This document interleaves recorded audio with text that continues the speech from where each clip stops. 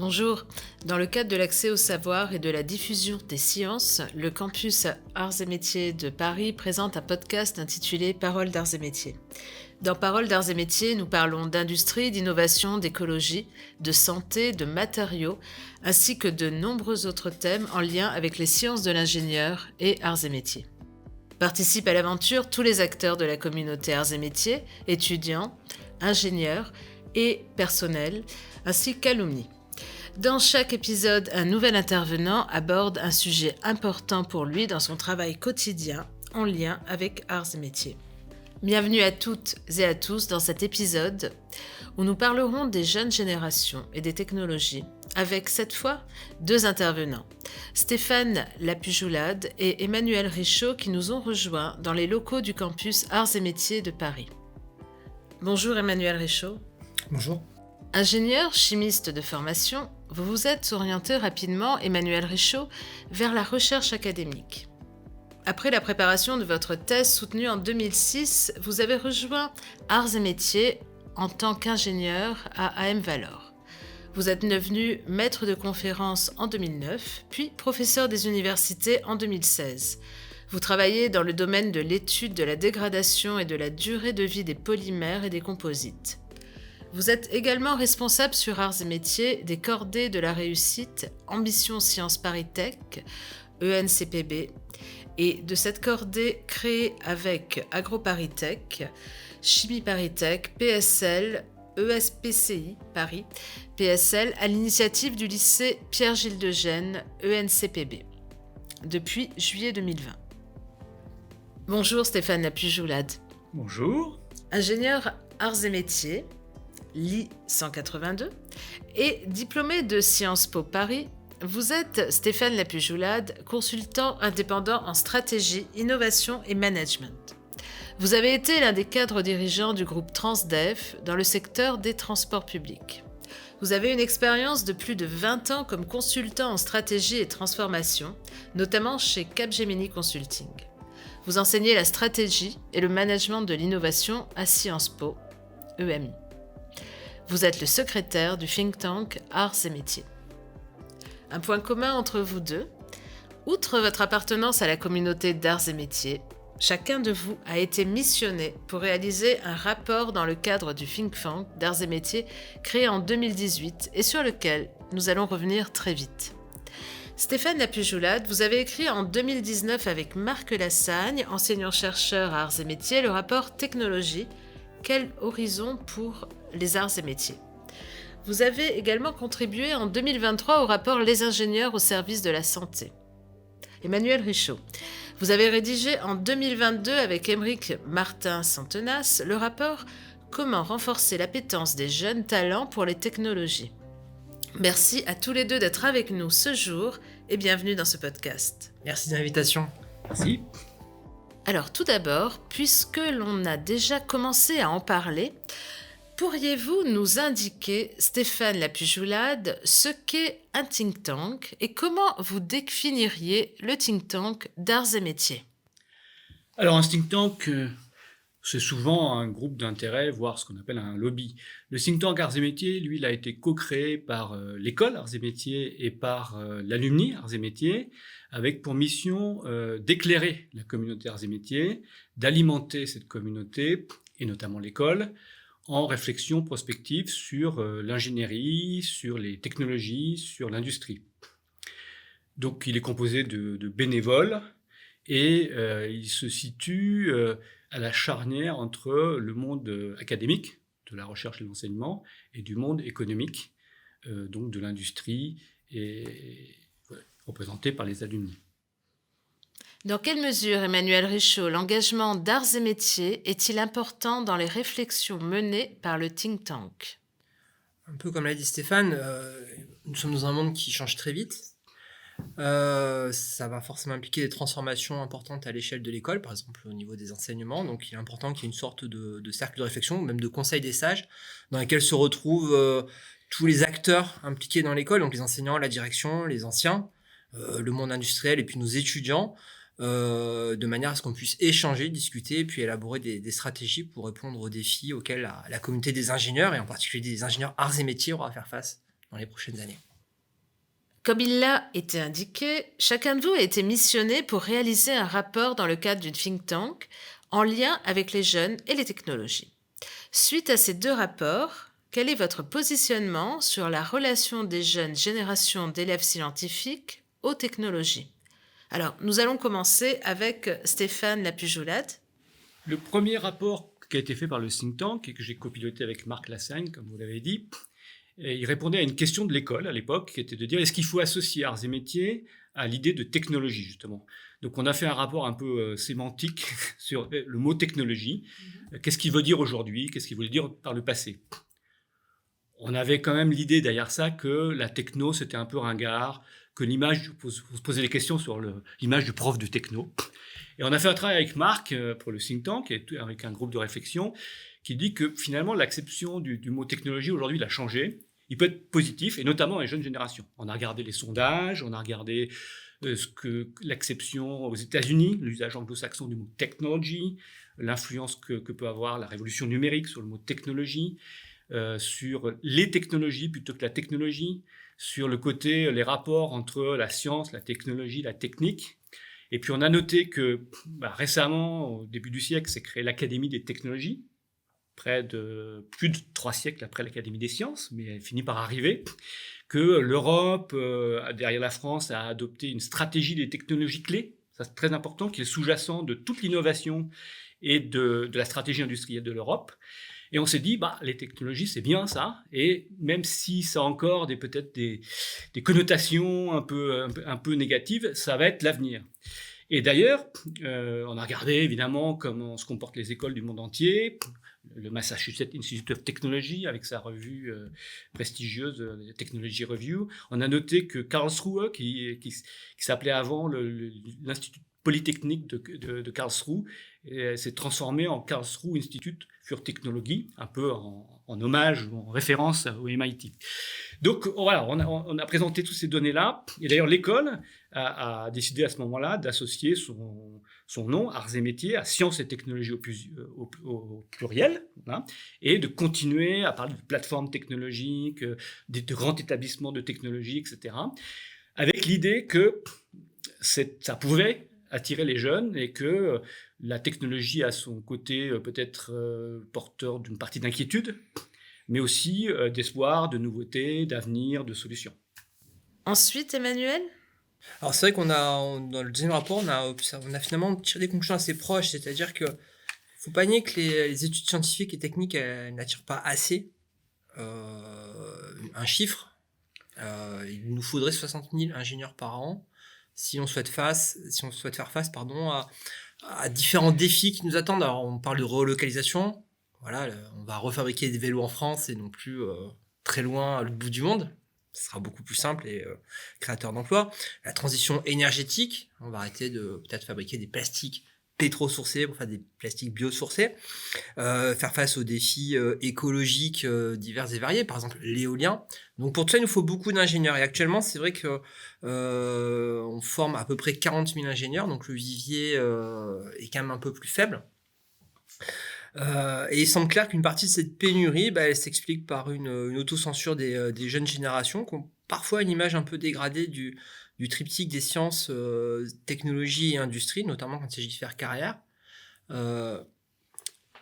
Et donc, quelque part, tout l'objectif de ce rapport, c'était de proposer des solutions pour rendre la technologie plus attractive à tous les niveaux, celui de l'école primaire, du collège, donc le moment où les collégiens font des choix, et puis à la sortie du bac et du premier cycle d'études supérieures pour les faire entrer dans notre école. Pensez-vous que l'on peut renforcer l'intérêt des jeunes générations pour les sciences et les technologies en leur donnant envie de relever les défis sociétaux, environnementaux et climatiques auxquels elles devront faire face?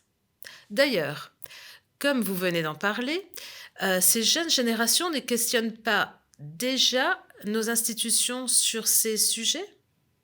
Qu'en pensez-vous, Emmanuel Richaud?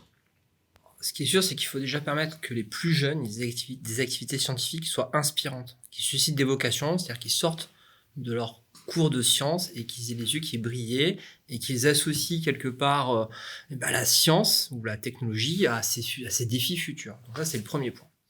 Ce qui est très important, c'est qu'à un moment où les collégiens doivent faire des choix maintenant, dès la troisième, des choix d'options, donc les parents d'ados connaissent bien ça, il faut permettre que les collégiens ils aient bien intégré l'intérêt de ces études scientifiques qui sont, c'est vrai, un peu exigeantes, donc il faut travailler un peu plus, mais comprendre que ça permettra de résoudre tous les problèmes dont on a déjà parlé et relever les défis qu'on cite. Et on peut même d'ailleurs citer de la semaine de l'industrie, donc il faut qu'il y ait un effet d'entraînement peut-être très général autour de la technologie de l'industrie.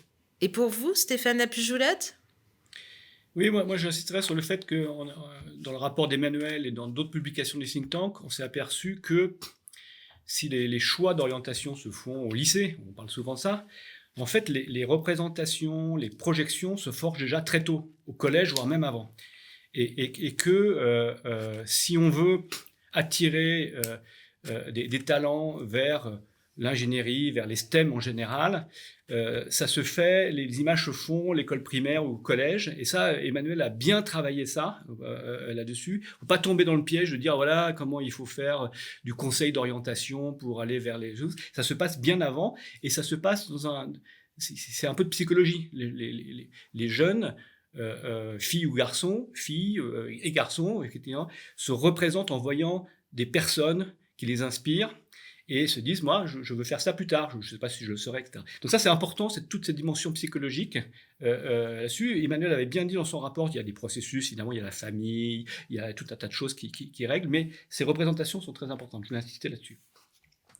Et puis pour les défis, peut-être une autre idée qui nous tient à cœur au think tank, c'est de dire que on voit bien les grands défis des transitions énergétiques, et environnementales, numériques qui nous attendent là. Les scientifiques ont alerté, continueront d'alerter. Les médias sensibilisent, ont sensibilisé, et il faut continuer à le faire. Les politiques aussi commencent à fixer de grands objectifs ambitieux et sérieux maintenant.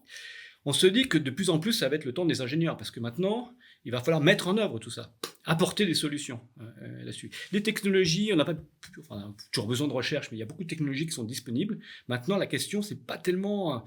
évidemment, il y a des problèmes de financement, de politique, bien sûr, mais on va manquer de bras, on va manquer d'ingénieurs, on va manquer de cerveau pour mettre en œuvre. Et ça nous travaille, on n'est pas habitué dans notre société. On parle toujours les moyens, les financements, l'édition politique. Tout simplement, il y aura un grand sujet peut-être de pénurie, mais en tout cas un sujet d'enthousiasme pour les jeunes ingénieurs qui seront dedans. Je m'adresserai ici plus particulièrement à Emmanuel Richaud, qui est responsable sur le campus Arts et Métiers de Paris de la cordée de la réussite Ambition Sciences ParisTech ENCPB. Quelles sont les solutions proposées par Arts et Métiers pour éveiller et développer l'intérêt des jeunes pour les technologies? Alors, c'est le bon jour d'en parler, puisqu'il y a, en début d'après-midi, nous avons reçu des collégiens de l'Île-de-France. Et on a cherché à leur présenter un peu l'école, donc au moins qu'ils aient une fois entendu parler d'une école d'ingénieurs. On leur a fait visiter nos laboratoires et qu'ils dissocient quelque part un peu le laboratoire dans lequel ils font leurs travaux pratiques de collège avec un laboratoire de recherche, avec de la recherche qui est à la fois fondamentale mais également applicative. Et puis on a organisé des rencontres avec nos élèves de deuxième année afin d'organiser un échange. Alors évidemment ils sont un peu plus vieux, mais c'est presque du peer-to-peer, quoi. C'est-à-dire des rencontres un peu inspirantes. Alors ce dispositif des cordées, il est important parce qu'il renforce déjà l'égalité des chances. Voilà.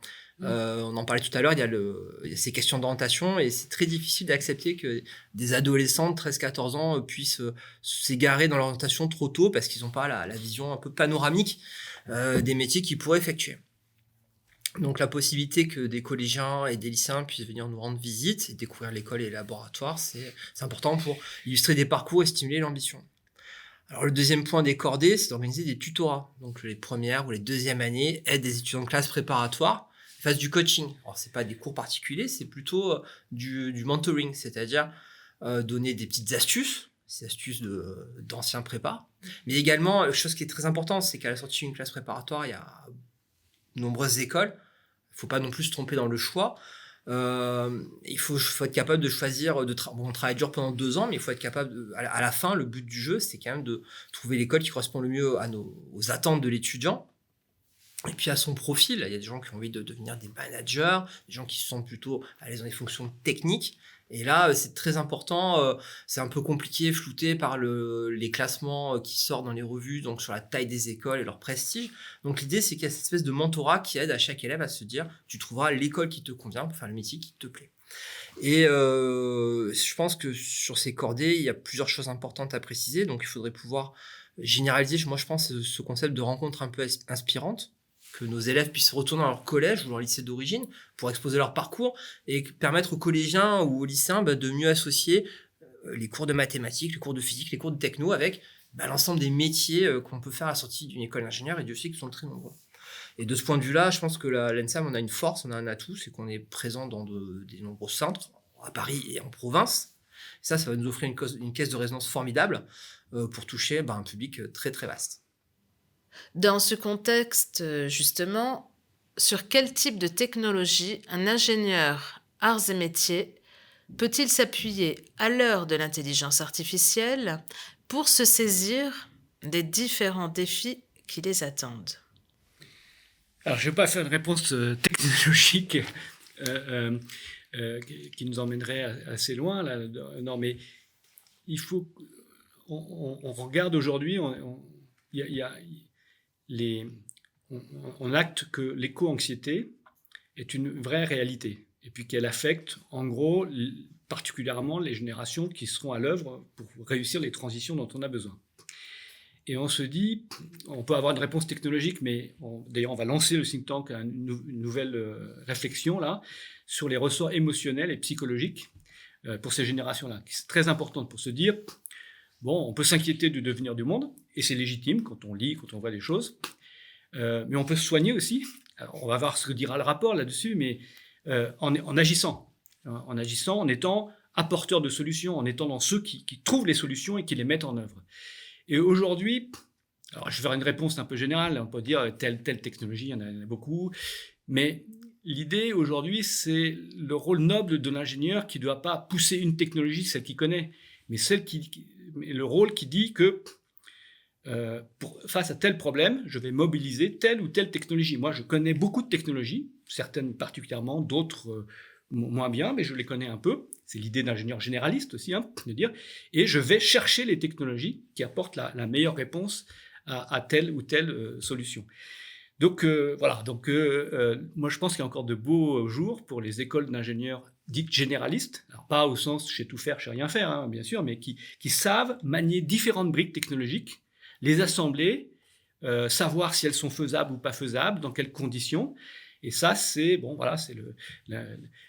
l'essence même pour moi du rôle de l'ingénieur.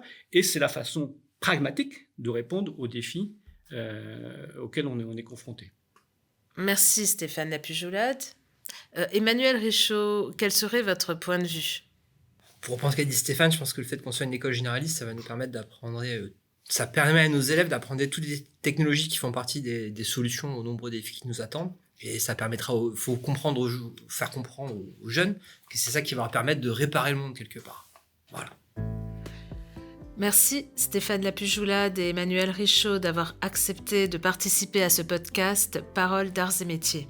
Ce podcast ainsi que les suivants est disponible sur la chaîne YouTube d'Arts et Métiers. Il a été créé sous l'impulsion du campus Arts et Métiers de Paris. Production, montage et habillage sonore, Jean-Marc Rousseau. Moyens techniques, ICIFTech. Nous remercions la Direction Générale d'Arts et Métiers, la Direction Marketing, Communication et Fundraising, l'ICIFTech, la Société des ingénieurs Arts et Métiers, le think tank Arts et Métiers et le campus Arts et Métiers de Paris, notamment Michael Rivette, son directeur, pour leurs apports et leur soutien. N'hésitez pas à consulter le site web artsetmétiers.fr où vous trouverez des informations sur la recherche, les formations et les diverses activités réalisées à Arts et Métiers.